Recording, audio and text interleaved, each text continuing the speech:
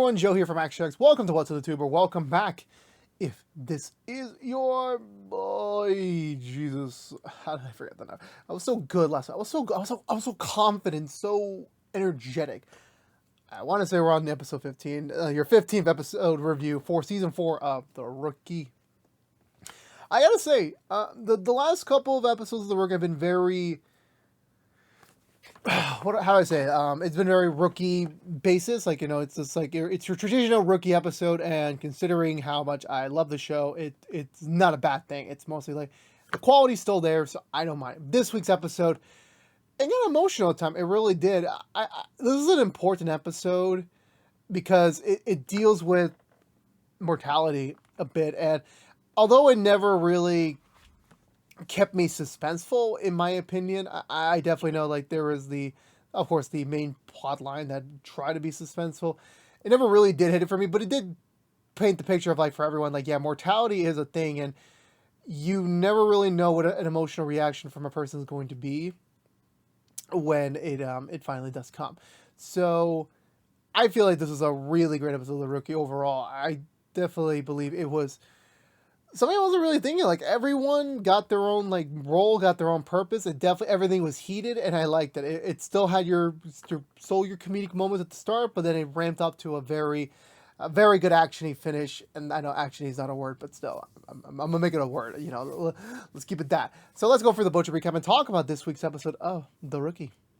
So we begin with Nolan just standing there, like this.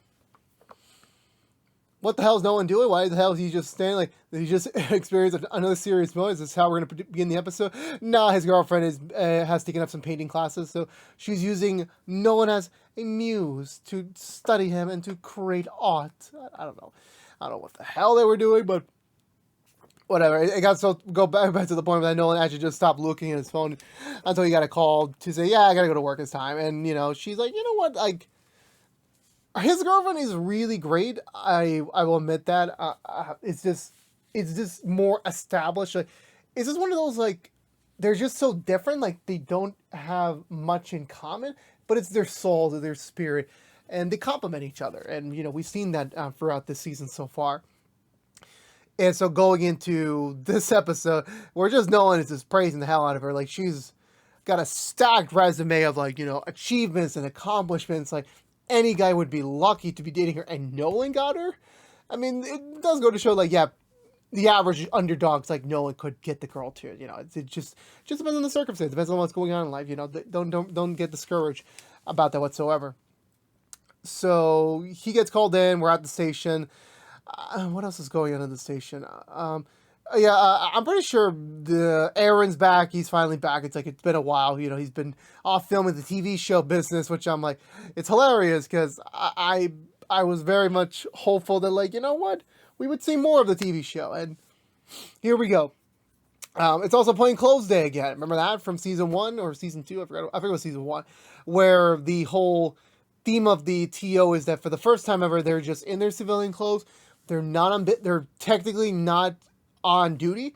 They're going to be seeing their rookie kind of just, again, oh my god, I mean, I never did season 1 in a review, so I'm like, yeah, it's like, for me, like, this is the first time I'm talking about it, but, like, back when, sorry about that, back when it was a new thing, it was interesting. I'm not sure if that's a legitimate thing in police academies or in, like, in training programs, but, like, you know, it was a really good plot device. It was the first time that the rookies were kind of on their own, and getting to see Aaron, who hasn't really, like, this is not an issue with Aaron. It's just that we don't spend enough time with Aaron like the other rookies when we were just starting the show, where, like, we were beginning the process. And again, I understand, like, if you start to do that, then it becomes Grey's Anatomy, where it's like you get a bunch of new interns, and, like, you don't really want to repeat everything every time that the original cast did, because it gets boring, because, like, that's kind of cheap writing. They're like, okay, they're just going to redo this, but, like, redo it, put a fresh coat of paint on it just to write an episode. They skip a lot of stuff that our rookies have done already, that we're not getting to witness. He's doing his own thing, which is still great. I'm not saying that's a bad idea. It's just, there wasn't really much, like, we focus a lot on Aaron as his character, as his personality. How as his past life affecting him up until now. We're not really seeing him like really fully evolve as the rookie, to be honest with you. Well, as a rookie, let's say. Nolan's still a rookie, but you know what I mean. So that's gonna be his role for the day. Gray's supposedly off on a jury at the courthouse, so he's not really gonna be on staff today. So Bradford's in charge, of course, as always. And I want to say what else is going on. I don't really know what's going on. Nolan's sadly sentenced to front desk duty with Smithy. And I'm just like, I'm so happy Smithy's like just kind of chill with like, yeah, he's the union rep. I don't give a damn. That's one less thing I gotta worry about. He never really worried about it, so like, who gives a damn? So Trent's with Bradford as always. Is there anything else I have to mention before we make the jump off? No, that's it. So Nolan's handling the front desk. It's a long line. Smithy's just really... I really want to know who in the higher up is still keeping Smithy on the payroll. He literally does nothing. He literally just stays at the station all damn day and does nothing. Like, even like the work he does, he tries to find a way to not do that work. I mean, it's a funny shtick. We don't get enough of Smithy a lot. I'm very thankful we don't, because the problem is we'll get just overburned on Smithy. Nolan's being very due diligent with his line, trying to get as much work done. A man tries to skip the line, saying that he needs them right now, he needs them. And I was like, listen, if you go in line, I'll take care of you, but, you know, these people have been waiting longer than you, which I'm like, that's a good thing. That's a good thing. You really don't understand how angry people get when they don't get allowed to skip in line. Like, there's a line, there's an order, you wait your turn. That's the thing. First come, first serve. That's the mentality I serve in life. So eventually later on, Nolan does take care of the whole line. I know Smithy's there, but like, he doesn't do shit.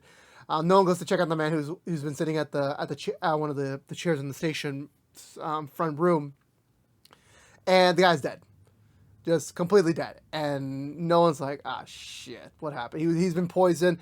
He calls it in. Everyone's just concerned. Like, this is kind of like an unusual thing. No one dies in the front room. Like, it's just not common to happen. It really isn't.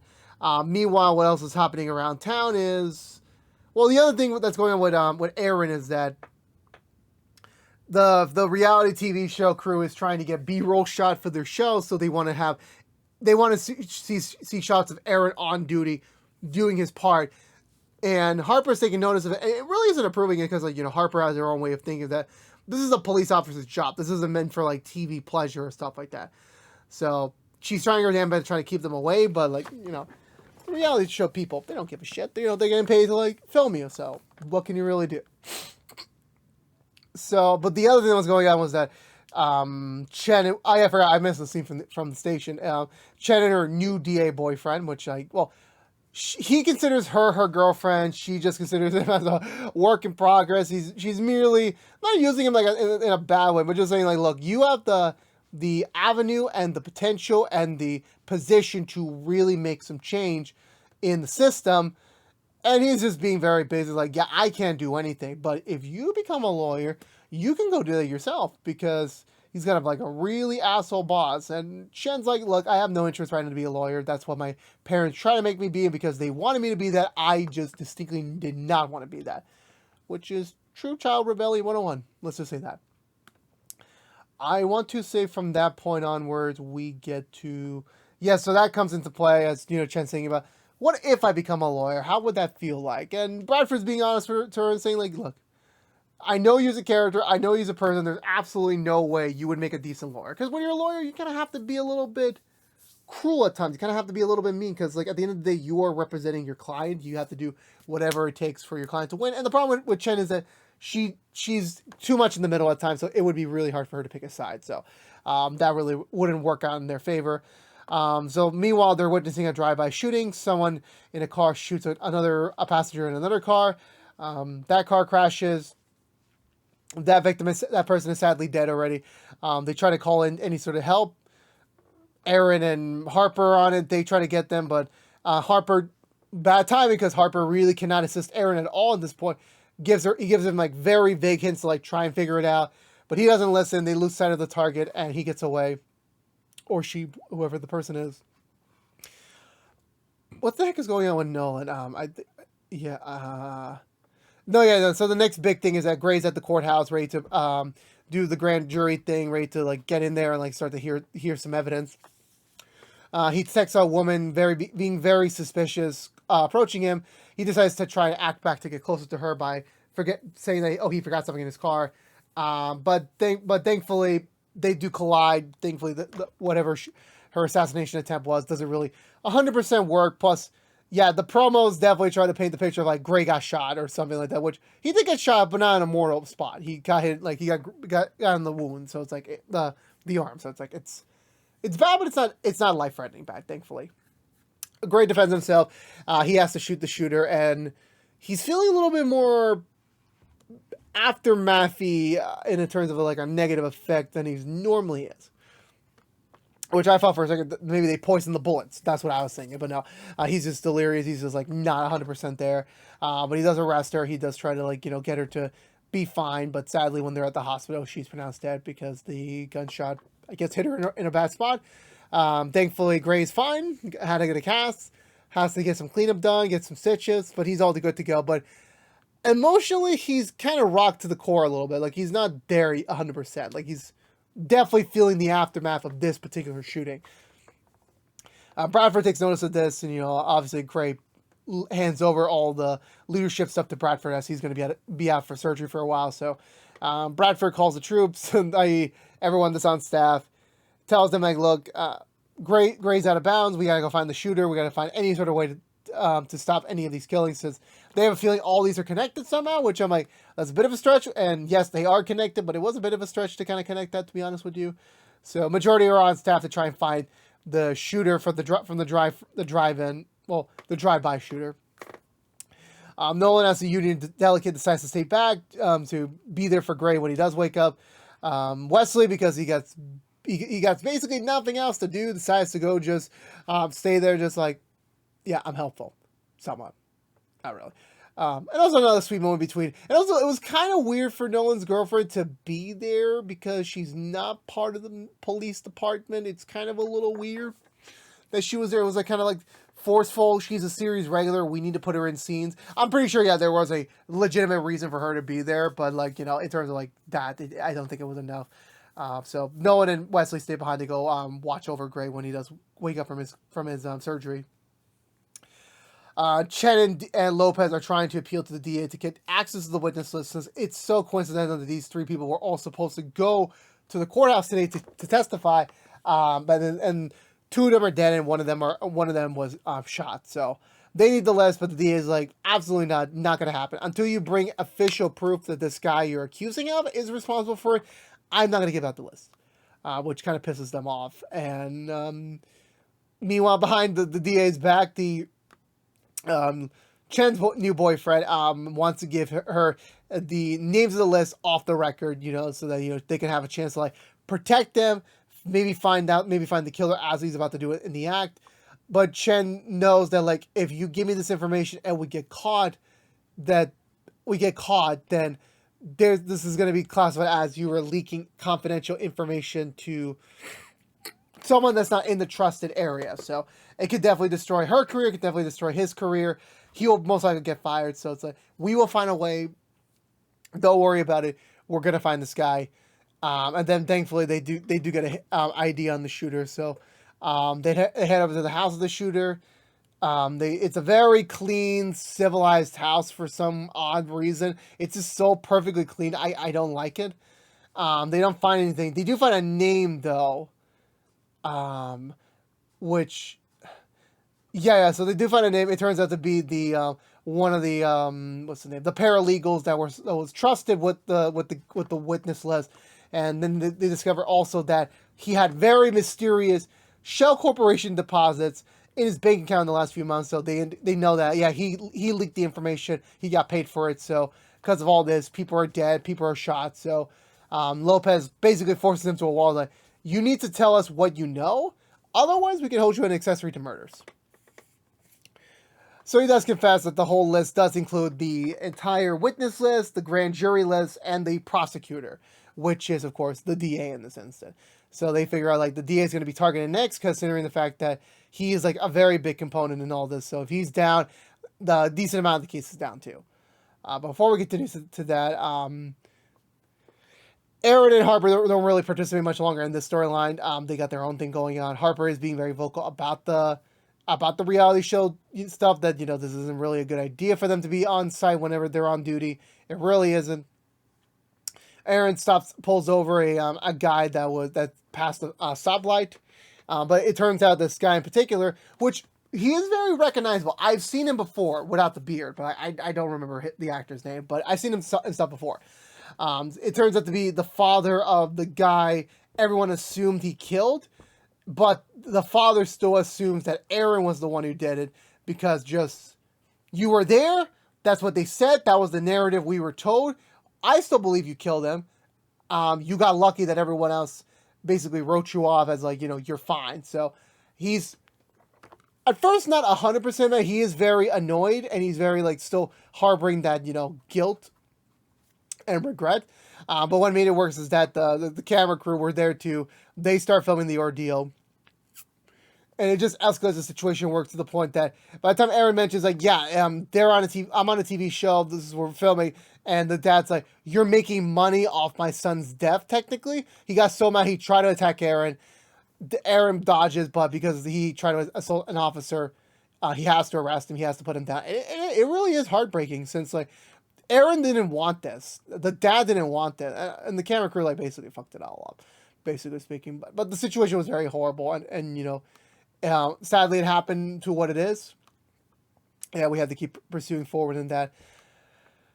So basically, I believe Aaron's plainclothes day does come to an end because of Harper's interruption during the thing. Because, you know, she had to identify her as an officer. She had to try and defuse the situation.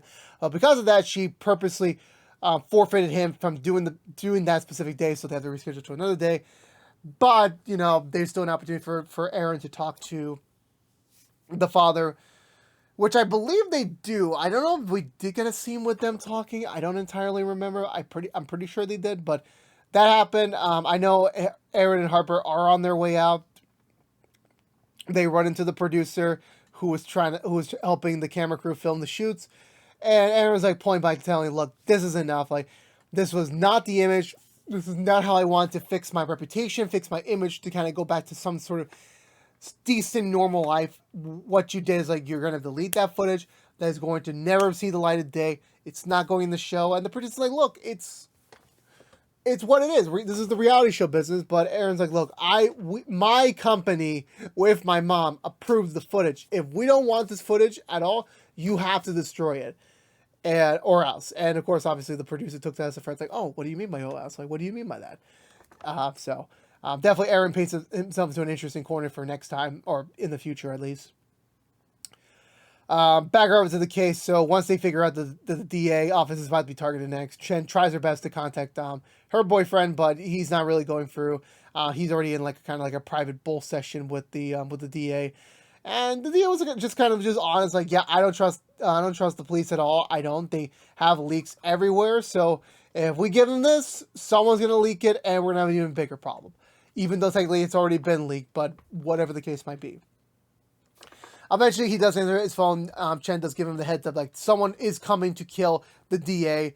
The lights shut off. The guy enters in, and honestly, like, this scene did not have the suspense factor for me at all. I did like the way it was shot, and, like, you know, these are just two average schmoes, like, just trying to survive and waiting for the police to come. It is a little bit scary, but it does not have any suspense for me at all whatsoever. So the shooter tries to get them, but the ADA and DA just constantly keep avoiding him, like a freaking cartoon, just running away, getting to the next point of cover. Eventually, they barricade themselves in a closet, blocking it. The guy finds their location. He starts shooting to try and get into the office. Thankfully, the police show up, and the matter's resolved. And the guy just says his bed's like, Chen's boyfriend's like, I'm fine, I'm good. It was all fine. And the other guy was like, I'm not fine. I need a drink after this. I was nearly killed. I need a drink. Which is hilarious, to say the least. So after that, Chen goes by to check in on him again. And very sweet moment, very heart-to-heart moment. Didn't end in a kiss. That's what I was thinking, that this was going to be like kind of like their first kiss story. This was it. That didn't happen, really. But I could definitely tell that Chen does definitely kind of like this guy a little bit more than before. So it's a good sign for them. It's a really good sign for them. Eventually, Gray does get out of his surgery. He's all fine. Nolan, because I believe at some point in the past, Nolan got shot. It's been 3 long seasons before this. I apologize. It's been a long few years. So I apologize if I don't exactly remember that episode. But yeah, Nolan got shot at some point. And Gray came up to him with some piece of advice. Now it's Nolan's turn to return the favor. Basically tell him, like, yeah, tell your wife right now. Don't let her find out in the news. She needs to know. And then, of course, obviously, she's going to chew your ass afterwards. But at least you're honest to telling her that, like, I'm fine. This happened. And Gray is a bit embarrassed, ashamed, because when he became a watch commander, that basically promised his wife that, like, I will never get in harm's way again. You don't have to worry about me. Don't worry about it. And this happened. But again, like, this was out of Gray's control. There's nothing he could have done in this scenario. It just happens. It didn't have anything to do with the police stuff. He was just, a juryman, because thank God he had a gun. Otherwise, who knows how that situation would have ended. So hopefully she'll understand. But this actually was a really solid moment, a really good bonding moment between Nolan and Gray. Because, like, I still remember episode 1, Gray was very distinctly, you are not going to survive this program. You are going to be kicked out. You are going to lose. And now at this point, like, yeah, they don't entirely... I don't want to say they have respect for each other, let's say. They absolutely have that undeniable respect. Nolan for Gray for just all he's done, and then also Gray to Nolan for all the shit he's endured in the last year and a half. So that counts for something. And, Nolan makes the arrangement, like, okay, like, well, we'll get in touch with your wife. She'll be fine. Just rest up. And that's what I mean by mortality, since Gray also brings up the fact that, like, before, when it came to this sort of situation, that he would get out of surgery, just pull out his IVs, and just go back on the line of duty. Now he's just not inclined to do any of that. He's just more comfortable just staying on that bed and just kind of waiting, just not trying to move. And it definitely just showcased that, yeah, he's growing up, he's maturing, he's getting old, so he kind of has to have that acknowledgement that, yeah, I'm not as what I was before. I kind of have to admit that, like, yeah, this is kind of how things are right now. So it was great for that to be noticed.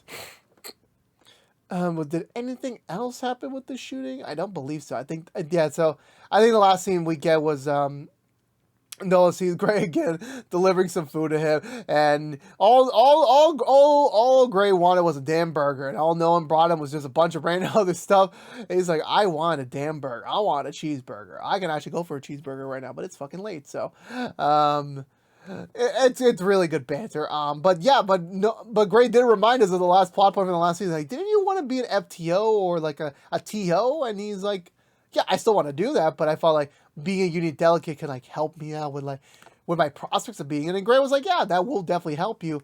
But you know what else would help you? If you have some sort of specialty system, like anything in narcotics or robbery or hostage, like anything that you can classify yourself as, like, I am a specialist in this field, can definitely help make the case that, like, you are ready to be a TO.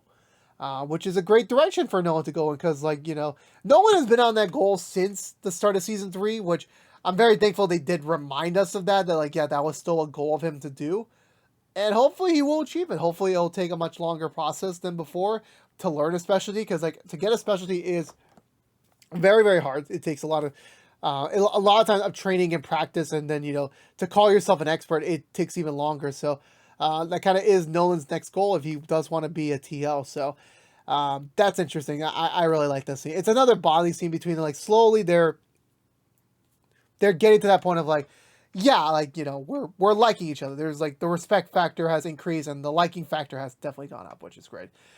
Nolan finally returns home after a long day of all the shenanigans he's normally up to.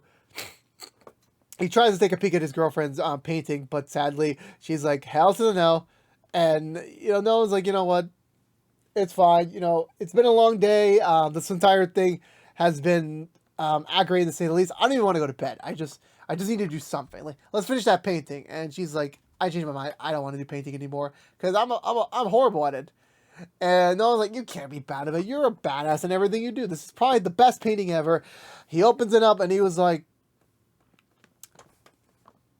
well, I'm at least thankful you're not perfect anymore. At least I'm thankful on that, because that painting was a piece of shit. I'm sorry. Like, I have no knowledge of art. And that was really bad. That was a really bad photo. And, they said, let's hang this up in the wall in the room. Like, let's just symbolize it. Like, yeah, this is fine. We'll be fine. Like, this is like, we're just going to make this a joke throughout the rest of our relationship. It was sweet. It was definitely sweet. This was definitely a sweet way to end the episode after all the talks of mortality and just the future, which is like most of my conversations nowadays. But yeah, so I love this episode of The Rookie. It was great. They definitely it was more emotional and more hitting than I thought it was going to be. I'm very curious to see where the stuff with Arrow's going to go. If this incident is really going to impact Gray going forward. How's the next plainclothes day going to look like for them? And it's nice to see Chen in a very stable relationship now. Her really caring about her partner and her partner really caring about her. So it's great. It's all very nice to see, and I really did enjoy it. I really did. I love The Rookie so much, as always. I say the same thing every, like, I just love The Rookie. Like, I really do. It's my number 2 favorite show of all time. So, well, not my number 3 favorite show of all time. So, you really can't excuse me for that. But yeah, let me know in the comments below what you think of this week's episode of The Rookie. I'd like to talk to you about it. I would love to. I would love to have the discussion. And I believe that's going to do it for me today, everyone. So if you're unaware, this has been What's the Two from ActionX, reviewing every episode in the 4th season of The Rookie. If you want to know what we're doing normally, What's the Two, besides our Rookie episode reviews, we're currently doing Walker episode reviews each and every week after a brand new episode on the CW. So go check them out then. We're also doing quick impressions, first impressions. We have a brand new channel called The Collection Compass. Go check them all out. But however, please also subscribe to us on youtube.com/ActionX videos. Ring that bell for notification when our next episode review is live. Please also like, favorite, share this episode if you want to. Please also ring the bell when our next video is live. Please also follow us on social media to stay up to date with any sort of updates we may have for the channel. But until then, until we all see each other again next week for the next episode review, until then, stay safe out there, be good to each other, and as always, peace out.